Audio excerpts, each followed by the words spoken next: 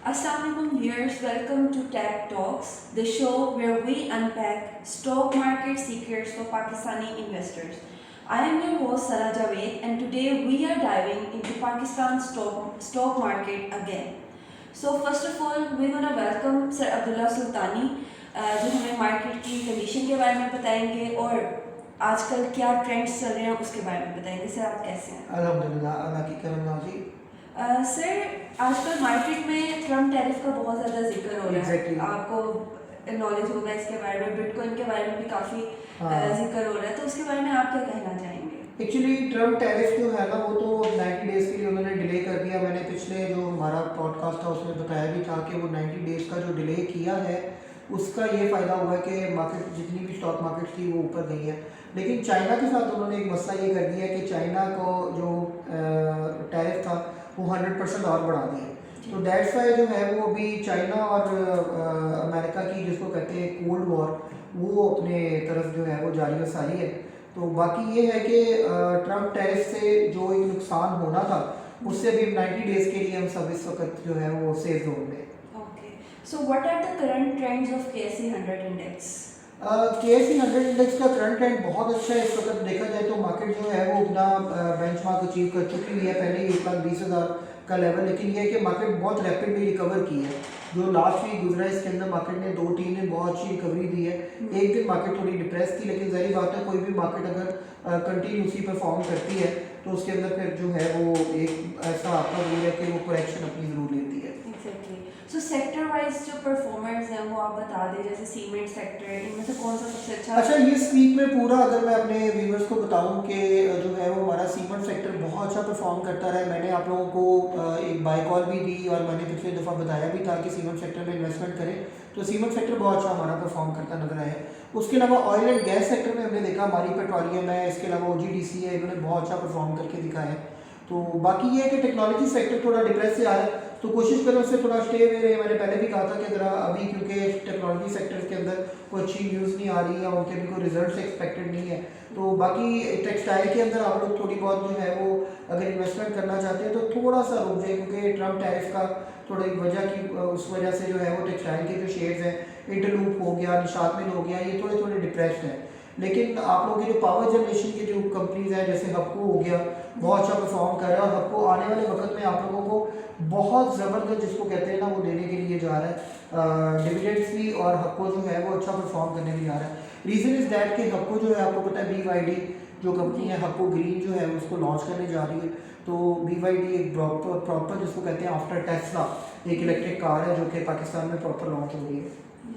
सो आपने अभी जैसे बताया कि कुछ सेक्टर्स हैं जो बहुत अच्छे जा रहे हैं, उनमें से कौन कौन से शेयर्स हैं जो टॉप पे जा रहे हैं? देखिए, उसमें अगर सीमेंट सेक्टर की मैं बात करता हूँ तो सीमेंट सेक्टर में लकी सीमेंट अब कल से स्प्लिट हो जाएगा। लकी सीमेंट अगर आपके पास बिलफर्स कल था 1400 के रेट पे, तो अब आपको 700 के रेट पे पर शेयर के अगेंस्ट 2 शेयर्स हो जाएंगे। अगर आपके पास 1000 शेयर्स हैं लकी सीमेंट के, मैं फिर सारे अपने व्यूवर्स को बता रहा हूँ, बिल्कुल परेशान नहीं होना, आप इधर उधर भागते फिरे परेशान हो जाए कि लकी के रेट को क्या हो गया। अगर लकी का शेयर 1400 रुपये का एक था और आपके पास 1000 शेयर्स थे, तो लकी ने उसकी प्राइस जो है फेस वैल्यू वो कम कर दी है। तो अब उसकी जो प्राइस है वो समझे कि जब न्यू ओपन होगा मंडे को, तो लकी के शेयर की जो प्राइस होगी वो 700 होगी और आपकी जो क्वांटिटी है वो 2000 होगी। तो आपको कोई लॉस होने नहीं जा रहा। क्वांटिटी जब बढ़ जाएगी तो ऑटोमेटिकली प्राइस थोड़ी डाउन आएगी, बल्कि लकी में इन्वेस्टमेंट बनती है। आप लकी सीमेंट में इन्वेस्टमेंट करें, मेपल लीफ सीमेंट में इन्वेस्टमेंट करें, बहुत अच्छा परफॉर्म कर रहा है। डीजी खान की बाय कॉल भी आप लोगों को दी थी हमारे पेड ग्रुप में, तो मैं आप सबको बताता भी चलूँ कि डीजी खान सीमेंट जो है वो तकरीबन कोई 137 का हमारा टारगेट है और इट विल अचीव इंशाल्लाह ताला। पावर सीमेंट के अंदर उसका रिजल्ट आ रहा है, उसमें इन्वेस्टमेंट कर सकते हैं आप लोग। इसके अलावा देखा जाए तो फौजी सीमेंट और फ्लाइंग सीमेंट ये दोनों मैं अच्छे देख रहा हूँ आने वाले वक्त में। ये तो मैंने आपको बता दिया है सीमेंट सेक्टर का। ऑयल एंड गैस में अगर देखा जाए तो ओ बॉय का जो राइट शेयर था वो उसकी क्लोजिंग होने जा रही है, तो ओ बॉय भी थोड़ा सा परफॉर्म करके दिखाएगा। 1-2 रुपये का मार्जिन आप उसमें से इस वक्त ले सकते हैं। इसके अलावा ऑयल एंड गैस में अगर देखा जाए तो OGDC, PPL और मारी, ये 3 मेरे पेट शेयर्स होते हैं। इनके अंदर अगर आप काम करते हैं तो इंशाल्लाह ताला ये भी आपको कमिंग वीक के अंदर परफॉर्म करके दिखाएंगे। ओके तो सर जो सोचने वाले थोड़े लोग होते हैं मतलब कि जो सेक्टर्स के बारे में सोचते हैं और इन चीज़ों के बारे में सोचते हैं वो ये भी सोचते हैं कि आजकल इन्फ्लेशन बहुत ज़्यादा हो गई है जैसे Exactly. कि आपको पता है हाँ। तो इन्फ्लेशन किस तरह इफेक्ट करती है PSX के डिफरेंट सेक्टर्स को। अच्छा, उसमें ऐसा होता है कि जब किसी भी मुल्क के अंदर इन्फ्लेशन रेट ऊपर जाता है, आपका जो आप समझ रहे हैं FDI ऊपर चला जाता है, तो उसका एक सबसे ज़्यादा जिसको कहते हैं ना एक नुकसान ये होता है कि वो जो कंपनीज जो कि उनकी सेल्स इफेक्ट होती जी। हैं, जब सेल्स इफेक्ट होती हैं तो जहरी बात है वो अच्छे अपने जिसको कहते हैं ना वो मार्जिन ही निकाल पाते। जब मार्जिन ही निकालते तो फिर उनका जो है वो रिजल्ट अच्छा नहीं आता, तो ये PSX को थोड़ा सा इफेक्ट करता है। दूसरी बात है कि अगर आप देखें हमें हर दफ़ा IMF की एड की ज़रूरत होती है, तो वो इस वजह से जैसे ही IMF का हमें कोई पैकेज मिल जाता है या हमें कोई थोड़ा सा बेल आउट मिल जाता है तो हम उसमें फिर परफॉर्म करना शुरू कर देती है market. Okay, so what are the coming IPOs right issues in the Pakistan market? अच्छा, अभी IPOs कुछ और लॉन्च होने जा रहे हैं जिसमें जैज़ वाले आना चाह रहे हैं मार्केट के अंदर, एक दो और कंपनीज आना चाह रही हैं, लेकिन जो IPOs लॉन्च हो चुके हैं उसमें BF एग्रो है, ये एग्स को एक्सपोर्ट करते हैं, तो ये बहुत अच्छी कंपनी है। BF एग्रो के अंदर इनका IPO अभी लॉन्च हुआ है। इसके अलावा जो है वो BF बायो था, ये गैसेस के ऊपर वर्क कर रहे थे, इनका जो है वो प्रॉपर लॉन्च हुआ है अभी IPO। तो IPOs जो लॉन्च हुए हैं वो अच्छा परफॉर्म कर रहे हैं, लेकिन ऑब्वियसली बात है न्यू IPOs लोग अप्लाई नहीं करते, क्योंकि मैं भी यही सजेस्ट करता हूँ कि आप उस कंपनी में इन्वेस्टमेंट करने की बजाय जब वो मार्केट में लॉन्च हो जाए, वो मार्केट के अंदर परफॉर्म करना शुरू हो जाए, तो फिर आप वो चलती हुई ट्रेन में बैठ जाए, ना कि आप ऐसे करेंगे कि आपने ट्रेन में बैठ के वो चलेगी या कभी वो जो है उसकी वो अनाउंसमेंट होगी तो फिर हम जाएंगे। तो दैट्स वाई मेरा यही होता है कि आप लोग उसी शेयर में इन्वेस्टमेंट करें जो इस वक्त प्रॉपर मार्केट के अंदर लॉन्च हो चुका है। सो अपकमिंग वीक में क्या स्ट्रेटजी अप्लाई करनी चाहिए? बहुत क्लियर कट बताने जा रहा हूँ, लेकिन मैंने आप लोगों को बता दिया कि ये सेक्टर्स तो लेकिन मैं आप लोगों को बहुत कैटेगोरिकली बता रहा हूँ। ये व्यूअर्स को बहुत कम लोग ब्रोकर्स बताते हैं, लेकिन मैं आप लोगों को कैटेगोरिकली ये बात जो है ना इंटीमेट करना चाह रहा हूँ। 24 को जो है एक रोल ओवर प्रेशर आता है मार्केट के ऊपर, और इस दफ़ा भी 24 को एक रोल ओवर प्रेशर आएगा मार्केट पे। मार्केट हो सकता है कि इसी वीक में उसका प्रेशर रहेगी, क्योंकि आगे 24 आ रही है। तो 24 को जितने ब्रोकर्स होते हैं जिन्होंने लेवरेज पे माल उठाया होता है और समझ लें बयाने पे माल उठाया होता है, तो उन्होंने अपनी पोजीशन क्लियर करनी होती है 24 से लेकर 26 के दरमियान। तो वो आप समझ लें कि वो थोड़ा सा मार्केट को इम्पैक्ट करेगा, लेकिन उसको आप अपॉर्चुनिटी जाने, और ये जो मैंने सेक्टर्स बताए हैं इन सेक्टर्स के अंदर आप बाइंग कर लें, इन शेयर्स के अंदर आप बाइंग कर लें, और फिर आप नेक्स्ट वीक में इंशाल्लाह देखेंगे कि मार्केट इंशाल्लाह फ्लोन अवे और यू विल गेट अप, जिसको कहते हैं ना many more profit. Okay sir, so एक हमारा व्यूअर था जो कि बैंकिंग सेक्टर के बारे में जानना चाहता था, तो काइंडली आप उसे भी थोड़ा ब्रीफली बता दें कि क्या इस टाइम पे बैंकिंग सेक्टर में इन्वेस्ट करना हमारे लिए अच्छा, यानी कि इन फ्यूचर हमारे लिए अच्छा होगा कि नहीं? अच्छा, बैंकिंग सेक्टर में एक्चुअली मैं तो काम करता नहीं हूँ, क्योंकि मैं शरिया कंप्लायंस में काम करता हूँ। तो बैंकिंग सेक्टर में जो इस्लामिक बैंकिंग शेयर्स हैं आप उनके अंदर इन्वेस्टमेंट कर सकते हैं। जैसे भी मेरे सामने FABL आ रहा है, जिसको कहते हैं ना फैसल बैंक, इसकी प्राइस बड़ी डाउन आई है। मिज़ान बैंक पहले बहुत ऊपर गया, उसके बाद मिज़ान बैंक की प्राइस थोड़ी डाउन आई, लेकिन आजकल वो भी 2-2.5 रुपये 3 रुपये रोज़ डाल रहे हैं। तो आप मिज़ान में, फैसल बैंक में, बैंक इस्लामी में काम करें। बैंक अल्फला भी अगर इस्लामिक है तो उसमें कर लें।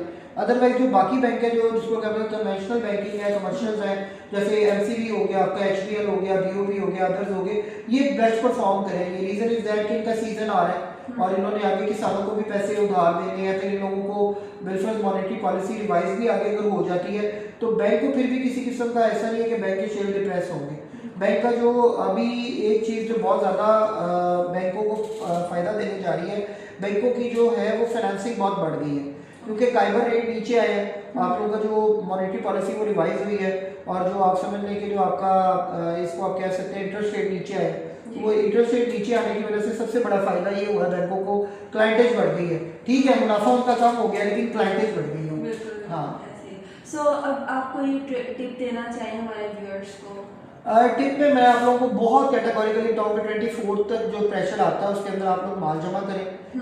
और माल जमा करने का तरीका भी आप सबको बताता चलूँ, क्योंकि we have a 20 years experience in Lahore stock exchange, Pakistan stock exchange.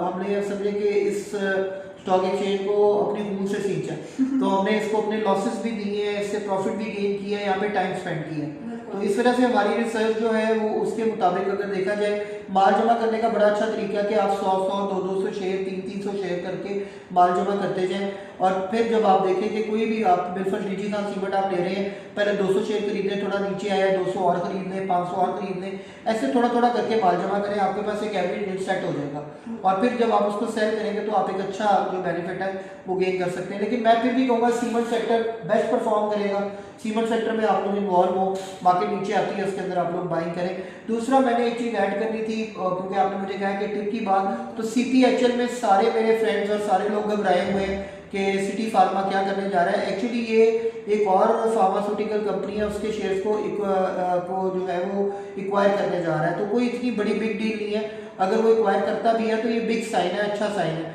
तो CPHL के कुछ रिजर्वेशंस हैं, कुछ उसकी इंपोर्ट्स की इश्यूज चल रहे हैं जो कि बैक एंड पे है, जिसको मार्केट में बहुत ज़्यादा हाइप दी जा रही है, लेकिन कुछ ऐसा होने नहीं जा रहा, मेडिसिन पे कोई इतना बड़ा टैक्स लगने नहीं जा रहा, तो दैट्स वाई आप देखेंगे इंशाल्लाह CPHL जो CPHL है ये भी परफॉर्म करता नजर आएगा। अप्रॉक्सीमेट समझ लें कि 90 तक आता है तो आप लोग बाय करें, और 100 तक जाता है और 110 तक जाता है तो आप सेल करें, ये एक अच्छा बेनिफिट है।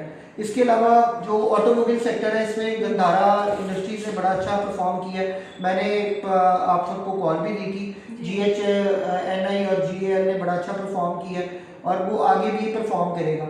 इसी तरह जो है आपका होंडा कार है, ये अच्छा परफॉर्म करता नजर आ रहा है मुझे, साजगार के अंदर इन्वेस्टमेंट की जा सकती है। ये that's all from my side. Okay, so that's all from our side. Hope so आपको पॉडकास्ट बहुत अच्छा लगा होगा। हम बहुत ज़्यादा थैंकफुल है आपके कि आपका बहुत अच्छा फीडबैक आ रहा है, व्यूअर्स का बहुत ज़्यादा अच्छा फीडबैक आ रहा है। That's all. Thank you so much. Thank you so much. अल्लाह हाफ़िज़।